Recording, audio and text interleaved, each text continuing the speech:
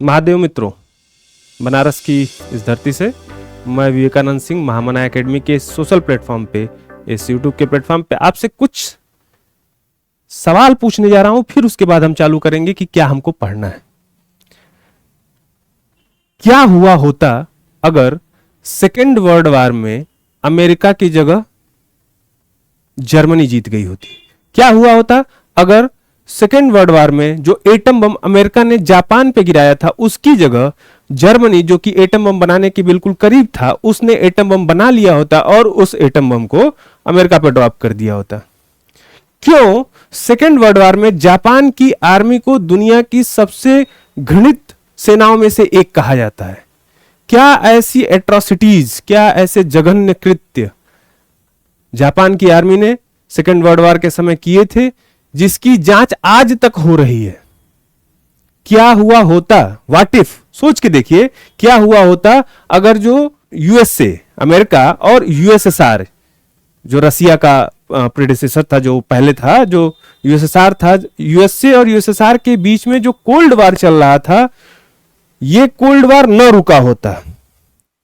अच्छा, इन सब क्वेश्चंस को जब हम सुन रहे हैं, व्हाट इफ वाली ये जो क्वेश्चंस है कि what if America does not win the world war, Japan जीत गया होता है या जर्मनी जीत गई होती, व्हाट इफ कोल्ड वार नहीं रुका होता, तो इसका जब हम जवाब सोचने की कोशिश करते हैं तो हमें लगता है कि इसके लिए बहुत इन डेप्थ पढ़ना पड़ेगा, रिसर्च पेपर्स करना पड़ेगा।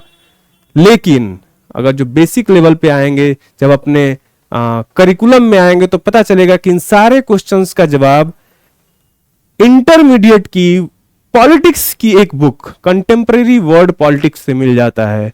और जो सबसे पहला चैप्टर ही है कंटेम्परेरी वर्ल्ड पॉलिटिक्स का, एंड ऑफ बाइपोलरिटी, जो 12th पॉलिटिकल साइंस में बुक लगती है कंटेम्परेरी वर्ल्ड पॉलिटिक्स, उसका जो पहला चैप्टर है एंड ऑफ बाइपोलरिटी, ये सारे क्वेश्चंस का जवाब डायरेक्ट या इनडायरेक्ट उसी चैप्टर से निकल के आते हैं।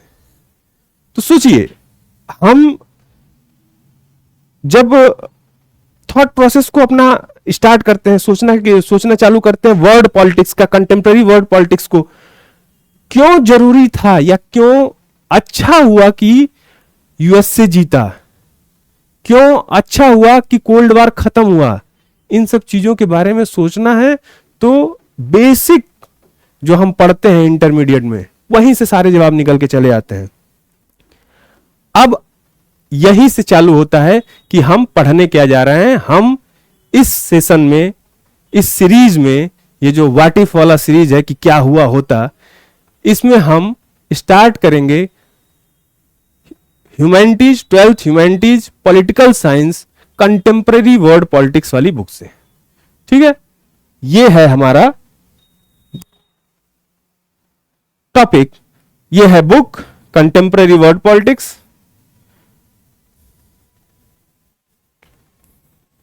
And of bipolarity. अब 2-3 चीजों को पहले ही क्लैरिफाई कर दे रहा हूं मैं। फर्स्ट ऑफ ऑल, यूट्यूब पे, ये जो सोशल मीडिया प्लेटफॉर्म है, इस पे 1-2 लोगों ने नहीं, इन माय व्यू कम से कम 200 लोगों से ऊपर ही लोगों ने वर्ल्ड पॉलिटिक्स को और ये कंटेम्परेरी वर्ल्ड पॉलिटिक्स को, इंटर की जो ये, इसको पढ़ाया है। तो यहां पे 2 चीजें, एक सबसे पहले कि अब मुझसे क्यों पढ़ें, या पहली बात, मैं पढ़ाऊंगा नहीं, साफ साफ बात, ये पढ़ाने वाला चीज नहीं है, समझाने वाला चीज है। मैं समझाऊंगा, इस कहानी को इंटरेस्टिंग बनाते हुए आप तक पहुंचाने की कोशिश करूंगा। तो सबसे पहली बात कि मैं या हम क्यों बताएं और आप क्यों सुने, इसको कुछ देर तक सुनने के बाद इसका जवाब आप खुद दे दीजिएगा। सेकेंड चीज, नीड क्या है? ये जो कंटेम्परेरी वर्ल्ड पॉलिटिक्स हम पढ़ रहे हैं, इसकी नीड क्या है? इसकी नीड मल्टीपल एस्पेक्ट के साथ आती है। सबसे पहले 12th के बच्चों के लिए, जिनको 12th का बोर्ड का एग्जाम देना है 2026 में, सबसे पहले उनके लिए, उनको बोर्ड का एग्जाम देना है, they have to appear in their board exams, उनके लिए पढ़ना जरूरी है, उनके लिए आंसर राइटिंग करना जरूरी है, जो कि मैं सिखाऊंगा। ये मेरी गारंटी है कि आपको पूरी आंसर राइटिंग सिखाऊंगा, पूरा नोट्स प्रोवाइड करूंगा, चाहे वो फुल फॉर्म वाला नोट्स हो, लेंदी कंप्रिहेंसिव नोट्स हो, या शॉर्ट फॉर्म में ऑब्जेक्टिव क्वेश्चंस के नोट हो, दोनों मिलेगा यहाँ पे। ठीक है, तो ये बोर्ड के एग्जाम्स के लिए इंपॉर्टेंट हो गया। सीयूईटी जो बच्चे 12th के बाद ग्रेजुएशन के लिए कॉमन यूनिवर्सिटी एंट्रेंस टेस्ट जो होता है आफ्टर 12th, उसके लिए फायदा करेगा। जो कंटेम्प्रेरी वर्ड पॉलिटिक्स का ये जो बुक है, जो ये पॉलिटिक्स में पढ़ाई जाती है, इफ यू हैव अटेम्प्टेड, जिसने कभी दिया होगा, अब 12th के बच्चों के लिए नहीं कह रहा हूं, जिन्होंने कभी कॉम्पिटिटिव एग्जाम्स दिए होंगे उनको ये जान के मतलब उनको पता ही होगा कि यूपीएससी, यूपीपीएससी और यूकेपीएससी यानी उत्तराखंड पीएससी, इन तीनों के GS1 के हिस्ट्री वाले पोर्शन में, वर्ड हिस्ट्री में ये पूरा सेक्शन आता है जो कोल्ड वार वाला इरा है, जो सेकेंड वर्ल्ड वार वाला टॉपिक है, ये पूरा इसमें कवर होता है। तो ये 3 फोल्ड इसका नीड है, 3 फोल्ड तरीके से हम समझ सकते हैं कि क्या इसकी जरूरत है इस बुक को पढ़ने की। अच्छा ठीक है, नीड तो समझ में आ गई कि ठीक है ये क्या क्या नीड है, कहां कहां इसका इस्तेमाल कर सकते हैं, जो ये हम पढ़ेंगे। बेनिफिट क्या है, फायदा क्या होगा, पढ़ लिया हमने। पहला फायदा तो होगा बोर्ड के एग्जाम्स के लड़कों के लिए कि दे गेट गुड मार्क्स, उनको अच्छा नंबर मिल जाएगा, बोर्ड में अच्छा परफॉर्म करेंगे, परसेंटेज अच्छा आएगा, लाइफ टाइम के लिए उनके पास एक जो सर्टिफिकेट होता है, एक उनके साथ एक टैग जुड़ी आएगा कि 95%, 96% बोर्ड के बच्चों के लिए फायदा हो गया। सीयूईटी के बच्चों के लिए फायदा हो गया कि उन्होंने कर लिया। जो जनरल लोग जो यूपी पीसीएस पीएससी के लिए बच्चे अगर देखना चाहें तो उनको अगर जो देखेंगे तो उनको भी समझ में आ जाएगा कि this course will be beneficial for them. Generally अगर जो कोई देख रहा होगा इस वीडियो को, उसके लिए क्या बेनिफिशियल है, क्या उसको फायदा इससे मिलेगा, तो इसका सबसे बड़ा फायदा ये मिलेगा आपको समझ में आएगा कि जो ये प्रेजेंट वर्ल्ड ऑर्डर चल रहा है, जो यूएसए की सुप्रीमेसी है, जो इंडिया यूएसए के साथ आजकल जो इंडिया का रिलेशन है, जो इंडिया पाकिस्तान के साथ युद्ध हो रहा है, ये सारा जो प्रेजेंट वर्ल्ड सिनेरियो है, जो आजकल लोग जनरल लाइफ में डिस्कस करते हैं जगह जगह पे, वहां पे भी समझ में आएगा कि हाँ इन चीजों का क्या मतलब है, कैसे किसी को बताना है। कहीं किसी डिस्कशन में आप अपने पॉइंट ऑफ व्यू को जब रखेंगे, उस समय जो आपका व्यू निकल के आएगा वो बाकी लोगों के व्यू से फार बेटर होगा। आपको तब फायदा पता चलेगा कि अच्छा हाँ कंटेम्प्रेरी वर्ल्ड पॉलिटिक्स हमने पढ़ा था तो उससे हमारा व्यू कितना एक्सपेंड हुआ है, हमारा जो वेंटेज पॉइंट है बढ़ा है। वेंटेज पॉइंट मतलब किसी एक चीज को देखने का नजरिया, हमारा नजरिया कितना डेवलप हुआ है। बहुत इंपॉर्टेंट बुक है, लाइफ टाइम, केवल 12th के लिए नहीं, लाइफ टाइम ये इंफॉर्मेशन अगर जो आपके दिमाग में पड़ी रहेंगी, this will be going to benefit you in your long term, हरदम ये काम आएगा। प्रेजेंट वर्ल्ड ऑर्डर का एक एक चीज, जितनी लिबर्टी, जितना फ्रीडम, जो कुछ हम एक्सपीरियंस कर रहे हैं प्रेजेंट दुनिया में, इसका कहीं ना कहीं से तो बेस हुआ होगा, कहीं ना कहीं से जन्म हुआ होगा। यूएसए अगर जो डोमिनेट नहीं किया होता वर्ल्ड पॉलिटिक्स, यूएसए अगर जो सोल सुप्रीम पावर नहीं बना होता वर्ल्ड में, तो यूएसए की जो कॉन्सेप्ट थे, जो राइट की आइडियोलॉजी थे, वो पूरे वर्ल्ड में ऐसे इंप्लीमेंट नहीं हुए थे। इतना फ्रीडम, इतना ह्यूमन राइट्स और इतना यूनाइटेड नेशन वगैरह का कॉन्सेप्ट आना, जो इतनी पावरफुल है यूनाइटेड नेशंस, इन सब के पीछे अगर जो देखेंगे तो सबका जो जेनेसिस होता है, जो सबका जो उद्भव है, इन सब के पीछे जो कॉमन इंसिडेंट है वर्ल्ड पॉलिटिक्स का, that is second world war. यहीं से स्टार्ट करते हैं आज की अपनी स्टोरी। ध्यान से समझेंगे जो हमने पहले शुरुआत में कहा था ना, व्हाट इफ वाला बात, कि अगर जो अमेरिका हार गया होता सेकेंड वर्ल्ड वॉर में, जापान जीत गया होता या जर्मनी जीत गई होती, उससे पहले यह समझेंगे कि सेकेंड वर्ल्ड वॉर हो किन के बीच में रहा था। सेकेंड वर्ल्ड वॉर ही उत्तरदायी है for the creation of a bipolar world. Second world war के पहले पूरी दुनिया में सिंगल शक्ति थी, एक सिंगल पावर थी जो पूरे वर्ल्ड को डोमिनेट कर रही थी। यह भी आपको जान के अच्छा लगेगा। आपका जो ब्रिटेन है, जो यूके था, यूनाइटेड किंगडम, और फ्रांस, ब्रिटेन ज्यादातर, फ्रांस उसके बाद सेकंड नंबर पे। Mostly these European countries, Britain, France, Portugal, Dutch, जैसे कि जब हम इंडियन हिस्ट्री पढ़ते हैं तो जिसमें पता चलता है कि कॉलोनाइजर्स जो इंडिया में आते गए, तो उसी तरह ये इंडिया में ही नहीं, ये पूरे विश्व में कॉलोनाइजेशन को प्रमोट कर रहे थे, कंट्रीज को कॉलोनाइज कर रहे थे। और एक सिस्टम बना हुआ था जिसमें ये दो कंट्रीज और खास करके ब्रिटेन पूरे वर्ल्ड में बहुत ही पावरफुल थी, यूरोप की कंट्री थी। अब सेकेंड वर्ल्ड वॉर हुआ, उसके पीछे क्यों हुआ, कैसे हुआ, वो फिर किसी और सीरीज में। लेकिन सेकेंड वर्ल्ड वॉर के समय पूरा वर्ल्ड, जो सेकेंड वर्ल्ड वॉर हुआ उसके पीछे मेन जो कंट्रीज इन्वॉल्व थी, वो कंट्रीज दो पार्ट में, दो भागों में पूरा वर्ल्ड डिवाइडेड था। एक था एक्सिस पावर्स, दूसरा था allied powers. Axis power Germany, Italy और जापान को लेके बना हुआ था। जर्मनी हिटलर पता है, इटली मुसोलिनी, और जापान में मतलब मुझको नाम थोड़ा सा इनका नाम थोड़ा सा अजीब होता है इसलिए उतना अच्छे से नहीं है, हाइडिगो टीटो या हाइडिगो टी करके इनका नाम है। ये जापान के उस समय पीएम थे और सेकेंड वर्ल्ड वॉर में जितने इंसिडेंट या जापान ने जो कुछ किया था उसके पीछे मेनली इन्हीं की पॉलिसीज इंपॉर्टेंट थी। तो ये तीन कंट्रीज एक्सिस पावर थी। अब याद कैसे करेंगे? ह्यूमैनिटीज के सारे सब्जेक्ट पढ़ते समय बच्चों को जो सबसे ज्यादा डिफिकल्टी आती है वो होती है ज्ञान नहीं, ज्ञान तो पूरा एनसीईआरटी में पढ़ा हुआ है, लिखा तो सब कुछ है, पढ़ लेगा आदमी, जिसको जानना है जिसको समझना हो तो पढ़ के लेगा। समस्या आती है सबसे ज्यादा फैक्ट्स को याद करने की। याद कैसे होगा, चीजें याद कैसे होंगी? कुछ कुछ चीजों से रिलेट करते, किसी चीज को याद करना है ना, जैसे अब हमको एक्सिस पावर के बारे में याद करना है तो इसको जब तक किसी से रिलेट नहीं करेंगे ना तो बार बार भूल जाएगा। एक्सिस पावर को रिलेट करेंगे कि कुछ शक्तियां ऐसी थी सेकेंड वर्ल्ड वॉर के समय जो पूरा विश्व की धुरी बनना चाहती थी। वो चाहती थी कि हम ही एक्सिस बने, धरती हमारे ही चारों तरफ नाचे। धरती अगर जो घूम रही है, जैसे नहीं किसी किसी के घर में कुछ लोग होते हैं जैसे सोचते हैं कि घर का जितना काम हो रहा है सब हम ही तो कर रहे हैं, उनको ये कभी कभी उनको ये भी सोते सोते एहसास हो रहा है कि धरती शायद हमारे ही वजह से घूम रही है। उन लोगों से घर में बच के रहना चाहिए। ठीक है, ऐसा ही स्थिति उस समय पूरे विश्व की थी। ये जो कुछ कंट्रीज थी जो बड़ी रेडिकल थी, ये अपनी ही विचारधारा पे चलती थी। Germany Nazism, Aryan race supremacy, Aryans ही इंसान है, बाकी सब अब जानवर ही समझ लीजिए। अरे आर्यन सुप्रीमेसी तो यहां तक थी, आर्यन आइडियोलॉजी यहां तक थी कि Aryans have to be considered human only, others are pigs. मतलब सब आर्यंस को छोड़ के बाकी किसी का पिग का मतलब आप समझ लीजिए। ठीक है, इटली मुसोलिनी थे, पूरी तरह से डिक्टेटरशिप, भयंकर डिक्टेटरशिप, भयंकर डिसिप्लिन। जापान अपने आप की टेक्नोलॉजिकल सुप्रीमेसी, किसी को अपने सामने आंकना ही नहीं। जापान जब सेकेंड वर्ल्ड वॉर में जापान के बारे में पढ़ेंगे, अभी बताएंगे आगे, जो व्हाट इफ वाला था ना पोर्शन, उसमें बताएंगे जापान के लोगों ने और जापान के सैनिकों ने कितनी एट्रोसिटीज की है महाराज।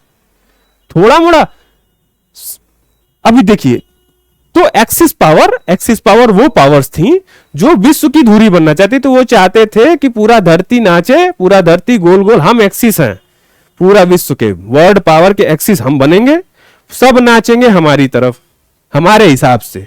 वो थे एक्सिस पावर। तो याद हो जाएगा ना कि जो थोड़ा सा अड़ियल टाइप के होते हैं, जिद्दी टाइप के होते हैं, वो लोग होते हैं जो अपने चारों तरफ सबको नचाने की कोशिश करते हैं। They were axis powers. Villains Germany, Italy, Japan. Hitler, Mussolini, Nazism, fascism, और जापान का टेक्नोलॉजिकल सुप्रीमेसी वाला जो चीज था, ये हो गया एक्सिस पावर। अब इसका उल्टा दूसरी तरफ, दूसरी साइड जो थी allied powers, USA, USSR, United kingdom और फ्रांस। ठीक है, मोटा मोटी चीज ध्यान में आ गया कि ठीक है। अब चलते हैं, बात करते हैं कि सेकेंड वर्ल्ड वॉर खत्म कैसे हुआ, और यहीं पे ये व्हाट इफ वाला जो हमारा क्वेश्चन था उसका जवाब है। सेकेंड वर्ल्ड वॉर खत्म हुआ 6 अगस्त और 9 अगस्त 1945। यूएसए के साइंटिस्ट ने, और अभी जो है क्रिस्टोफर नॉलन की एक मूवी आई थी जिसमें एटम बम वाला पूरा कॉन्सेप्ट है कि कैसे कैसे एटम बम बना था, अब उसका नाम नहीं याद आ रहा है मूवी का। तो 6 अगस्त यूएसए ने एटम बम बना लिया 1945 में। 6 अगस्त और 9 अगस्त को हिरोशिमा जापान का और नागासाकी पे 2 एटम बम, एक का नाम कोड नेम लिटिल बॉय, एक का कोड नेम फैटमैन। जो नागासाकी पे गिरा फैटमैन, हिरोशिमा में जो गिरा लिटिल बॉय। कहते हैं कि लगभग 80,000 लोग हिरोशिमा में मरे, 1,20,000 लोग नागासाकी में मरे। पूरे विश्व को एटम बम की पावर का पता चला। Atom bomb works as a deterrent. Deterrent atom bomb ने सबकी हवा टाइट कर दी। भाई अब युद्ध नहीं लड़ सकते, अमेरिका के पास ऐसा हथियार है, सब तबाह हो जाएगा। एलाइड पावर्स जीत जाती हैं। एलाइड पावर्स में यूके और फ्रांस अपने कोलोनाइजेशन की वजह से फाइनेंशियली बहुत परेशान थे, तो ये वर्ल्ड लेवल पे उतना ज्यादा प्रोमिनेंट भूमिका निभा नहीं पाते। ये सारा रुपया पैसा अपना खर्चा कर चुके थे, कोलोनाइजेशन के चक्कर में बच जाते हैं दो, यूएसए और यूएसएसआर। ठीक, अब व्हाट इफ वाला क्वेश्चन, क्या हुआ होता अगर जीत गए होते जापान और जर्मनी जीत गए होते वर्ल्ड वार 2। द्वितीय विश्व युद्ध अगर जो जापान और जर्मनी जीत गए होते, अगर जो जर्मनी जीत गया होता तो विश्व की क्या दशा होती। और इसके बारे में सोचा एक हॉलीवुड के डायरेक्टर हैं रिडली स्कॉट, और उन्होंने एक टीवी सीरीज ही बना दी, और उस टीवी सीरीज का नाम है, अगर जो समय मिलेगा तो इसका समरी आप यूट्यूब पे देख सकते हैं, मैन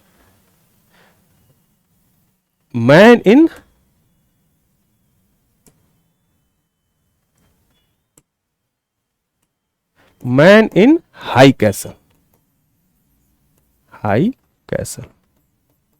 इसका समरी पड़ा हुआ है यूट्यूब पे, अगर जो देखने की इच्छा हो तो देखिएगा इसका समरी। समय मिले, अभी गर्मी की छुट्टियां तो टीवी सीरीज देखना हो तो इसको देख सकते हैं, एचबीओ पे किसी पे है, अभी इतना याद नहीं है हमको। ये टीवी सीरीज पूरा इसी कॉन्सेप्ट पे, इसी यूटोपियन यूनिवर्स के बारे में है, उसी अल्टरनेट रियलिटी के बारे में है। आजकल मल्टीवर्स का कॉन्सेप्ट समझ चल रहा है ना, वो मार्वल की मूवीज में, मार्वल की तो पूरी एक एनिमेटेड टीवी सीरीज वो है हॉटस्टार पे, जो व्हाट इफ के बारे में बात करती है कि क्या हुआ होता अगर जो टोनी स्टार्क आयरन मैन नहीं बना होता, फलान ढिमकान। तो जो बच्चे उसमें इंटरेस्ट रखते हैं उनको पता होगा। तो इसी तरह ये एक अल्टरनेट यूनिवर्स के बारे में बात करता है, मैन इन हाई कैसल, जिसमें हिटलर अभी जिंदा है और एटम बम जर्मनी ने बना लिया था, और उस एटम बम का इस्तेमाल किया था जर्मनी ने यूएसए पे। जर्मनी ने एटम बम मारा था यूएसए पे। इस रियलिटी में ये जो मैन इन हाई कैसल वाली रियलिटी है, जो व्हाट इफ वाला हम बात कर रहे थे, ये कॉन्सेप्ट ये है व्हाट इफ। ये असली में नहीं हुआ था, ये अगर जो हुआ होता तो क्या हुआ होता, कैसा हुआ होता। अब सोच के देखिए, आर्यन सुप्रीमेसी, आर्यंस की डिक्टेटरशिप, हिटलर की डिक्टेटरशिप, हर जगह सेना, इतना आसानी से जो किसी के बारे में कोई आजकल लोगों को लगता है ना कि फ्रीडम बहुत कम है, जाके जेएनयू में नारे लगाते हैं वो क्या कि भारत तेरे टुकड़े होंगे इन साल, मतलब सॉरी फॉर दैट, वो जो है ना जो चल रहा था, जो हम लोग न्यूज़पेपर से सुनते हैं वगैरह, किसी को कोई भी गाली दे रहा है, किसी को कुछ भी कह दे रहा है कोई, ये सिनेरियो होता तब समझ में आता कि फ्रीडम क्या होती है, तब पता चलता है राइट्स क्या होते हैं। ठीक है, तो जो मिला हुआ है ना, जो ग्रांटेड है, जो बिना मेहनत के मिल गया, लोग उसको ग्रांटेड ले लेते हैं। जो चीजें, जो फ्रीडम मिला हुआ है, जो लिबर्टी मिली हुई है, जो इक्वालिटी मिली हुई है, पीडीएस पब्लिक डिस्ट्रीब्यूशन सिस्टम में राशन बंट रहा है, 80 करोड़ लोगों को भारत को फ्री फंड का राशन मिल रहा है, खा रहे हैं, ये सब चीजें जो मिल रही है, इसकी वैल्यू तब समझ में आती जब बहुत मेहनत के बाद ये सब मिला होता। ये डिस्टोपियन यूनिवर्स दिखाता है कि ये जो फ्रीडम का कॉन्सेप्ट चल रहा है ये कितना इंपॉर्टेंट है। जापान के बारे में बात करते हैं। जापान का भी देखे ना हमने, अभी इसमें देखा स्लाइड में ना, कितने लोग मरे थे जापान से। हिरोशिमा पे 80,000, नागासाकी पे 1,20,000। अब जापान के लगभग 2 लाख लोग मर गए। कहते हैं कि 2 लाख लोग एटम बम के विस्फोट में मर गए। लेकिन सेकेंड वर्ल्ड वॉर के समय जापान के सैनिकों ने क्या किया है, कभी सर्च करिएगा। बुक का नाम है एक हिडन हॉरर्स, वाइट टनाका की ये बुक है। इसकी भी समरी आपको गूगल बाबा से पूछेंगे तो मिल जाएगी। गूगल बाबा पे सर्च करके देखिएगा hidden horrors, atrocities committed by the Japanese आर्मीज in the second world war. पढ़ के रोंगटे खड़े हो जाएंगे आपके कि जापान के सैनिकों ने क्या किया था, कितनी ज्यादा एट्रोसिटीज की थी, कितना ज्यादा अत्याचार किया था, पूरे एशिया को रेप कॉन्टिनेंट बना दिया था। गांवों में, गांवों को मेल्स को निकालते थे गांव से बाहर, फीमेल्स के साथ रेप किया जाता था, सबको एक जगह रख के जला दिया जाता था। चीनी सैनिकों के साथ तो इन लोगों ने, जापानी के लोगों ने तो इतनी एट्रोसिटीज की हैं कि जिंदा दफन कर देते थे जमीन में। ये इतने एग्रेसिव थे कि अपनी एग्रेसिवनेस को मेंटेन रखने के लिए अपने साथ के मरे हुए सैनिकों का मांस तक खाते थे। जब आप इनका सेकेंड वर्ल्ड वॉर का जो नोटिफिकेशन, जो क्या कहते हैं उसको, जो इंटरव्यू वगैरह हैं, जो जापान सेकेंड वर्ल्ड वॉर के समय जो लोग बच गए थे, जो एशिया के लोग थे, जो मंगोलिया, चाइना, इंडोनेशिया और उधर जो साउथ ईस्ट एशियन नेशन के म्यांमार तक, इन लोगों ने जब बताया है कि क्या क्या इन लोगों ने, जापान के सैनिकों ने किया है, तो एक एस्टिमेट निकाला गया कि कितने लोग जापान के सैनिकों के द्वारा सेकेंड वर्ल्ड वॉर के द्वारा मारे गए सेकेंड वर्ल्ड वॉर के समय। That estimation comes to 6 to 8 million, 6 to 8 million people. 1 मिलियन में 10 लाख, 60 से 80 लाख लोगों को मारा इन्होंने। आई एम नॉट जस्टिफाइंग, ये मत समझिए कि मैं जस्टिफाई कर रहा हूं कि यूएसए ने एटम बम मार दिया जापान पे, दैट वाज टोटली रॉन्ग। लेकिन एट्रोस मैं बता रहा हूं, इस चीज को बता रहा हूं, इस चीज को आप जानिए कि हिडन हॉरर्स क्या है, जापान ने कितनी एट्रोसिटीज की। जो रिजल्ट आया, जो सेकेंड वर्ल्ड वॉर का रिजल्ट आया, जिसकी वजह से दुनिया बाइपोलर बनी, वो क्यों सही है? ठीक है, युद्ध कभी सही नहीं होता, लेकिन उस युद्ध की वजह से जो दुनिया बनी, वो दुनिया आजकल जो हम ये क्यों इसको मल्टीपल रियलिटीज में द बेस्ट रियलिटी हम कह सकते हैं, क्यों दुनिया इस समय इतने युद्ध के बाद, रसिया वाला हो रहा है, भारत पाकिस्तान के साथ हो रहा है, इतने युद्ध के बाद, इतने ज्यादा समस्याओं के बाद भी क्यों ये जो दुनिया ये मोस्ट पीसफुल स्टेट में है अपने, ये जो वर्ल्ड चल रहा है जो, ठीक है, तो ये समझ लीजिए कि क्या क्या सेकेंड वर्ल्ड वॉर की एट्रोसिटी ये कैसे कैसे हुई थी, क्या क्या हुआ था। Second world war allied power जीतती है, यूएसए, यूएसएसआर पूरे विश्व में 2 सेंटर्स ऑफ पावर बनती हैं। तो एक व्हाट इफ वाले क्वेश्चन का जवाब मिल गया कि क्या हुआ होता, बहुत चीजें बदल गई होती। इतना जो अंतर्राष्ट्रीय स्तर पे अंतर्राष्ट्रीय संस्थाएं हैं, इंटरनेशनल कोर्ट ऑफ जस्टिस और वर्ल्ड बैंक, कुछ नहीं होता, सब जगह मनमानी होती, और मनमानी सिर्फ एक की होती, डिक्टेटरशिप होती।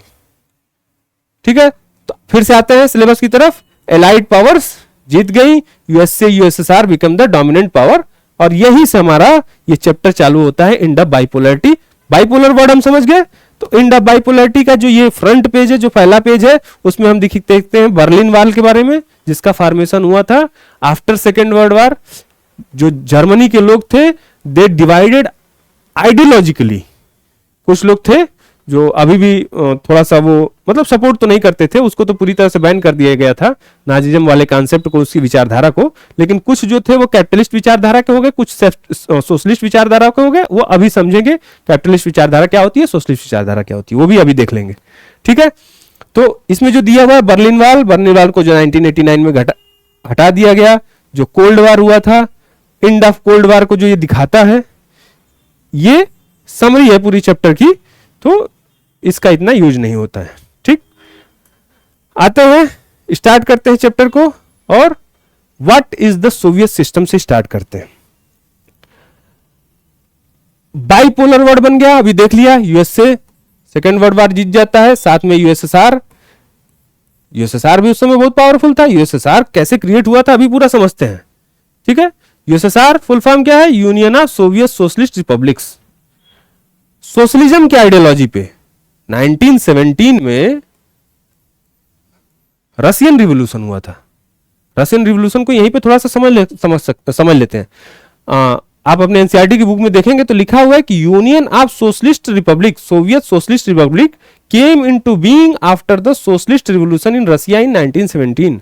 1917 में रशिया में सोशलिस्ट रिवॉल्यूशन हुआ था, उसके बाद से सोवियत सिस्टम, ये यूएसएसआर का जो कॉन्सेप्ट था, जो सोवियत सिस्टम बना था, ये बना था। तो रशियन रिवॉल्यूशन ये क्या था?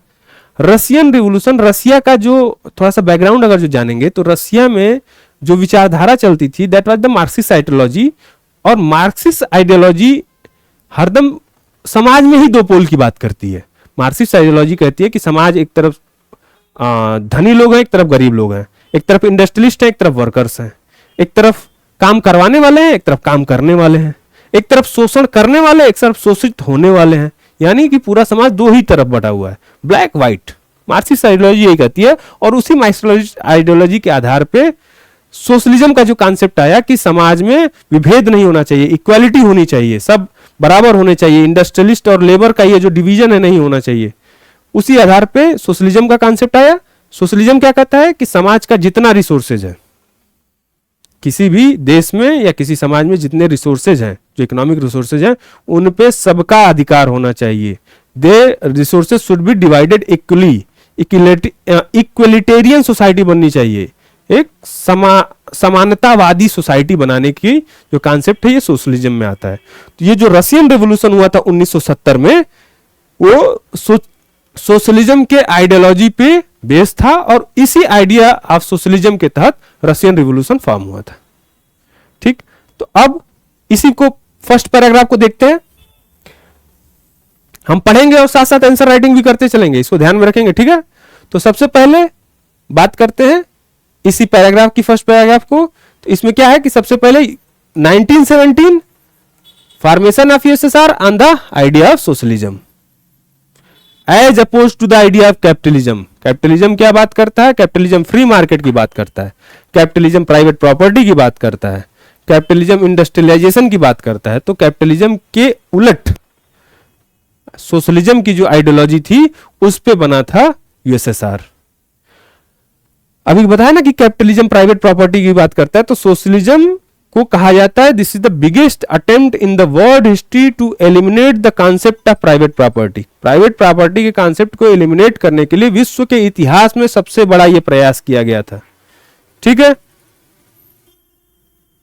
सोसाइटी बनाने की कोशिश की गई। यूएसएसआर का ये जो रशियन रिवॉल्यूशन के बाद जो यूएसएसआर या सोवियत सिस्टम बना था, उसमें एक ऐसी सोसाइटी बनाने की बात की गई जो इक्वालिटी पे बेस्ड हो, इग्लिटेरियन सोसाइटी बनाने की बात की गई।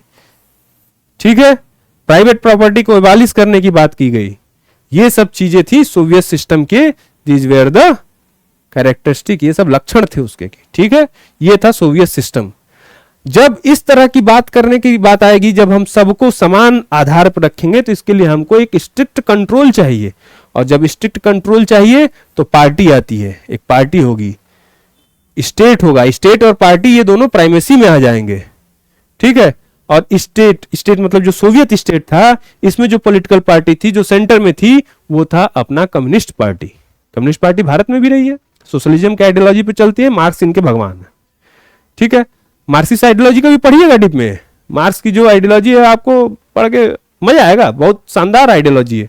वो बात मतलब बात करने का उनका तरीका ही, वो एक यूटोपियन सोसाइटी की बात करते हैं जहां सब समान है। अरे सर, जब नेचर ही होमोजेनिटी को सपोर्ट नहीं करती है, आपके हाथ की अंगुलियां तक होमोजेनिटी को सपोर्ट नहीं करती हैं, आप समाज को होमोजीनियस बनाना चाहते हैं।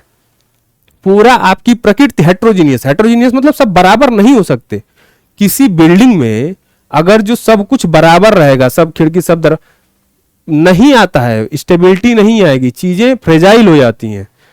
प्रकृति, नेचर, यूनिवर्स सब कुछ हेट्रोजेनिटी को सपोर्ट करता है। आपके जितने ग्रह हैं सौरमंडल में, क्या सब एक समान है, एक साइज के हैं? सूरज और धरती का साइज एक है? बिल्कुल हो ही नहीं सकता। तो इसलिए होमोजेनिटी का कॉन्सेप्ट ही मिथ्या है। लेकिन पता नहीं कैसे उनको मार्क्सिज्म आइडियोलॉजी इस चीज को सपोर्ट करती है कि सब बराबर होने चाहिए, सब समान होने चाहिए, और इसी पे बेस्ड है सोशलिज्म का कॉन्सेप्ट। ठीक है, तो सोशलिज्म के कॉन्सेप्ट को अगर जो आपको समाज में अप्लाई करना है तो आपको स्ट्रिक्ट कंट्रोल चाहिए। आपको प्राइवेट प्रॉपर्टी को खत्म करना है, कोई अपने मन से आपकी अपनी जमीन दे देगा, संभव नहीं है।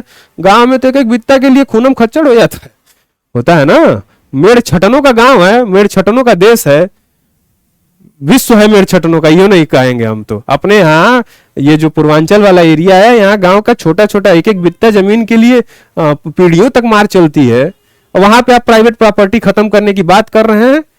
यहाँ नहीं हुआ था, ये हम नहीं कह रहे कि यहाँ प्राइवेट प्रॉपर्टी खत्म हो जाएगी, लेकिन यूएसएसआर में जब प्राइवेट प्रॉपर्टी खत्म करना है आपको समाज से, आपको सबको इक्वल लेवल पे लाना, तो स्ट्रिक्ट कंट्रोल चाहिए, आपको एकदम रगड़ के रखना पड़ेगा सबको, कोई कुछ भी बोल नहीं सकता, ठीक है। उस संदर्भ में स्टेट यानी गवर्नमेंट और साथ ही साथ पार्टी, जो पार्टी उस गवर्नमेंट को चलाएगी, इन दोनों की प्राइमरी भूमिका हो जाती है। और वही लिखा हुआ है कि इसकी वजह से जो सोवियत सिस्टम है ये प्राइमेसी देता है स्टेट को, इंस्टीट्यूशन ऑफ पार्टी को। जो सोवियत पॉलिटिकल सिस्टम था, कम्युनिस्ट पार्टी ही सब कुछ कब्जा करके रखी थी, कम्युनिस्ट पार्टी ही सारे इंस्टीट्यूशंस को, सारे जितनी भी संस्थाएं थी सोवियत सिस्टम में, जितने यूएसएसआर में, उन सब पे कम्युनिस्ट पार्टी के ही लोग रहते थे, सिंगल पार्टी सिस्टम था, इलेक्शंस होते थे लेकिन उसी पार्टी के ही सारे लोग रहेंगे, ठीक। No political party or opposition was allowed, कोई पॉलिटिकल पार्टी को अलाउ नहीं किया गया था। भाई आपको कंट्रोल करना है, आप दूसरे को अगर जो आप कंपटीशन अलाउ करेंगे, आप दूसरे को बोलने की आजादी देंगे, चल ही नहीं पाएगा, इक्वालिटी का कॉन्सेप्ट आएगा ही नहीं, ठीक। सोसाइटी कैसी, सोसाइटी तो समझ गए हम, सोसाइटी बहुत कंट्रोल्ड रहेगी। गवर्नमेंट कैसा है, गवर्नमेंट पूरा कंट्रोल्ड रहेगा, जो आपका कम्युनिस्ट पार्टी सब कुछ कंट्रोल करके रखेगी। इकोनॉमी क्या होगा, इकोनॉमी सेंट्रलाइज्ड होगा और प्लान्ड होगा। जब तक आप सेंट्रलाइज्ड और प्लान्ड इकोनॉमी नहीं रखेंगे, आप सबको कंट्रोल कैसे कर पाएंगे। आप रिसोर्सेज का इक्वल डिस्ट्रीब्यूशन करना है, आपको सोशलिस्ट का कॉन्सेप्ट लेके आना है, आप कर ही नहीं पाएंगे, ठीक है। जैसा अभी बताया ना कि एक एग्जांपल दिया ना कि प्राइवेट प्रॉपर्टी को अबॉलिश करना है, अरे आप आइए पूर्वांचल में प्राइवेट प्रॉपर्टी को अबॉलिश करके देखिए। गांव में एक एक बित्ता खेत के, एक एक बित्ता जो होता है ना, बित्ता कहते हैं हम लोग एक तरफ, खेत के छोटे छोटे हिस्से के लिए मारामारी हो जाती है। अब फिर से आते हैं टॉपिक पे, तो सोवियत सिस्टम समझ लिए। अब यहीं पे सोवियत सिस्टम के बारे में कुछ पॉइंट्स, ठीक है। जो इंटर के बच्चे हैं, जो सीयूटी देना है, बोर्ड एग्जाम वाले हैं, हेडिंग डाल लेंगे सोवियत सिस्टम और यहां से स्टार्ट करेंगे। सबसे पहला पॉइंट, आपको बिल्कुल एकदम सोवियत सिस्टम, तो इसको यहां से लेके चलेंगे, इसी पैराग्राफ से सारा कुछ निकलेगा, सोवियत सिस्टम की जो प्रॉपर्टीज हैं। तो यहां से आया सोवियत सिस्टम, सोवियत सिस्टम को हम एसएस लिखते हैं, ठीक। Soviet system was formed after Russian revolution of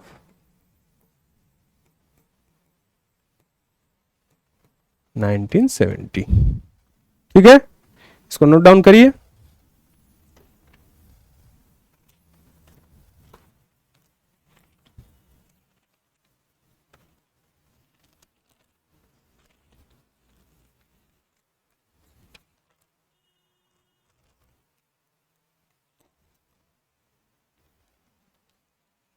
Second point, Soviet system was formed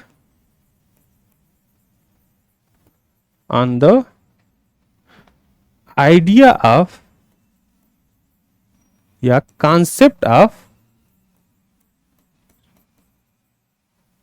socialism,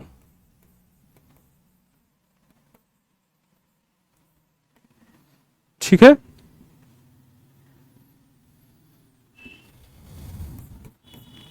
Soviet system attempts to create a egalitarian society।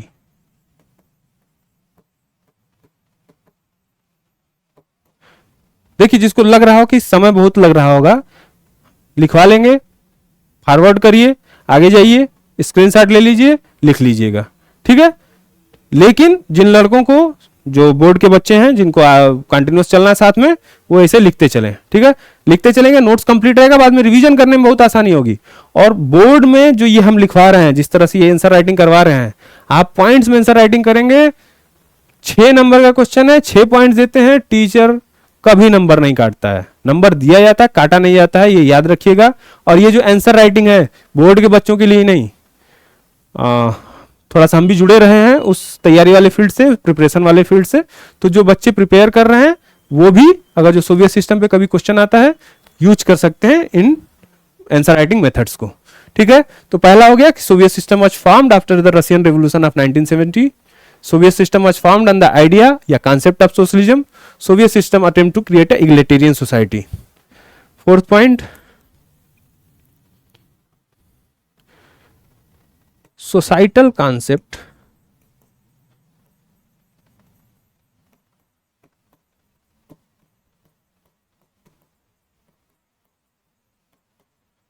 in Soviet system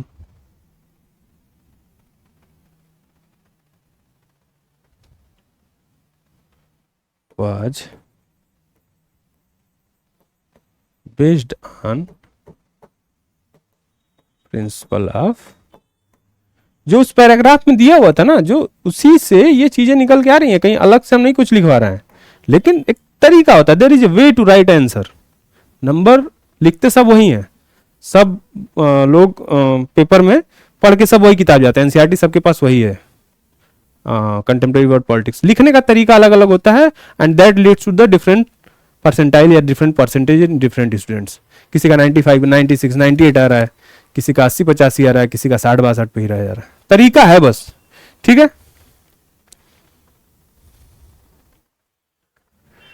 Soviet system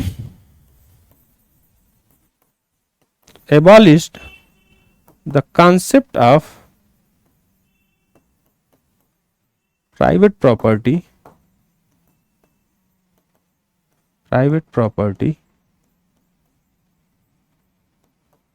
in long run। ठीक है, Soviet system ने जो private property का concept था उसी को ही खत्म कर दिया। ठीक, in Soviet system primacy was given to party and state। बताया कि अगर जो आपको इगलिटेरियन सोसाइटी बनानी है, अगर जो आपको रिसोर्सेज का इक्वल डिस्ट्रीब्यूशन करना है, आपको फुल कंट्रोल चाहिए, और इसलिए पार्टी और स्टेट का जो कॉन्सेप्ट है उसको आपको प्राइमेसी देनी पड़ेगी। ठीक है, यहां तक लिख लीजिए। लास्ट पॉइंट इसी पैराग्राफ से ही है सब कुछ। In Soviet system economy was planned, लिखा हुआ था ना last line, planned and controlled. ये जो प्लान वर्ड लिखा हुआ है, इसका भारत के इकोनॉमी प्लानिंग से भी बहुत रिलेशन है, क्योंकि यूएसएसआर का जो प्लानिंग मेथड था उसी को भारत ने अपनाया था, and later implemented as the 5 year plans in our country. ठीक है, आज थोड़ा सा इंट्रोडक्टरी वीडियो था, व्हाट इफ वाला कॉन्सेप्ट लेके हमने चला था। एक आंसर का जवाब, एक क्वेश्चन का व्हाट इफ वाला जवाब दे दिया था कि क्या हुआ था अगर जो क्या हुआ होता इफ जर्मनी एंड जापान जीत गए होते सेकेंड वर्ल्ड वॉर। स्टार्ट कर दिया चैप्टर को, सोवियत सिस्टम वाला कॉन्सेप्ट हो गया, इसको नोट डाउन कर लीजिएगा। नेक्स्ट लेक्चर में मिलेंगे, आगे इसको कंटिन्यू करेंगे, टू द पॉइंट फोकस्ड रहेंगे, और नोट्स आपको हम प्रॉपरली ऐसे ही टॉपिक वाइज टॉपिक देते रहेंगे। ठीक है, तब तक के लिए